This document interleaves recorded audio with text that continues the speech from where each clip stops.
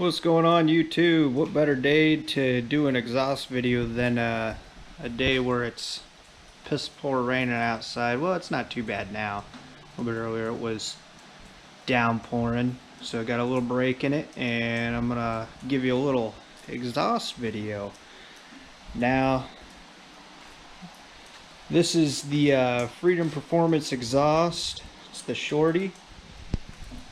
Originally I had the factory with the baffles taken out of it. It was loud and really wasn't the greatest exhaust, but it did the job. Performance wise, I definitely say that gained a good amount of top end and a little bit of low end on with this exhaust as compared to the factory that's been gutted. Definitely very happy with it. The tone's a lot deeper than the original. Wouldn't say it's any louder, but with how much deeper it is, it seems a little bit louder. So let me pull the bike out of the garage, that way so I'm not fuming out the garage, and give you a little see on how it sounds. Right now it's completely cold. It's sat for the last few days without being fired up. The engine has nothing done to it, just the monster sucker, just original cam, that's it. Eventually I'll wind up getting a cam in this. So without further ado, let me get it out of the garage.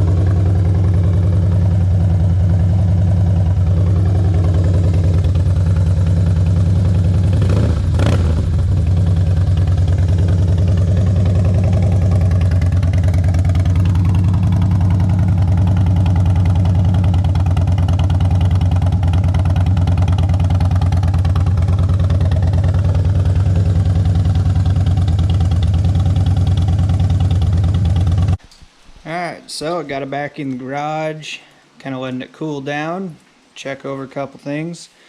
Make sure when you're installing this exhaust, what I did was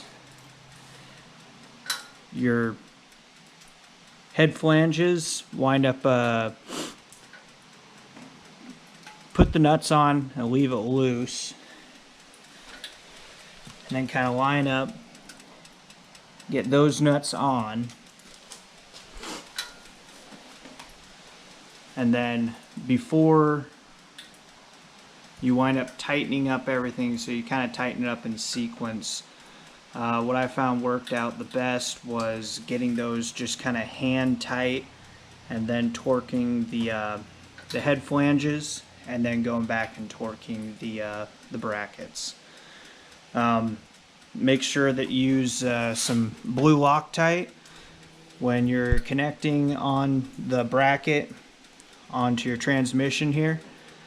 Those bolts have a tendency to walk themselves out, so periodically check them as you're going through heat cycles.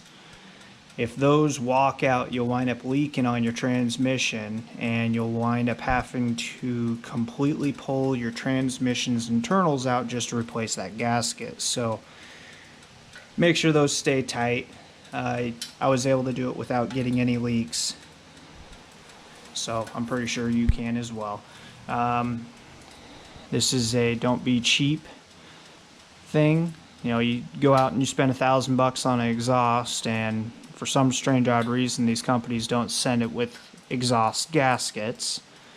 I tried to reuse my originals, and if I wouldn't have wound up putting it on there crooked and smashing the gasket, it probably would have worked. But buy yourself some extra gaskets, and when you're putting them into the taper, make sure you're lining it up. It's a good option to have a second person on hand, that way so you kind of support it while you're getting it in there. Otherwise it'll be jiggling around and you'll wind up smashing your gasket wrong and pulling it off like I wound up having to. So with that, this is Freedom Performance exhaust. I am definitely very satisfied with it. You're able to get the turnout for this. Probably later on I'll wind up buying the turnout for it, but the turnout's an extra $300-400. But you can get this for about 1,000 or between 1,000 and 800, depending on what type of sales you get. And then later on get your turnout if that's what you're wanting. Save you a couple bucks now, spend it later. So with that, safe riding everybody.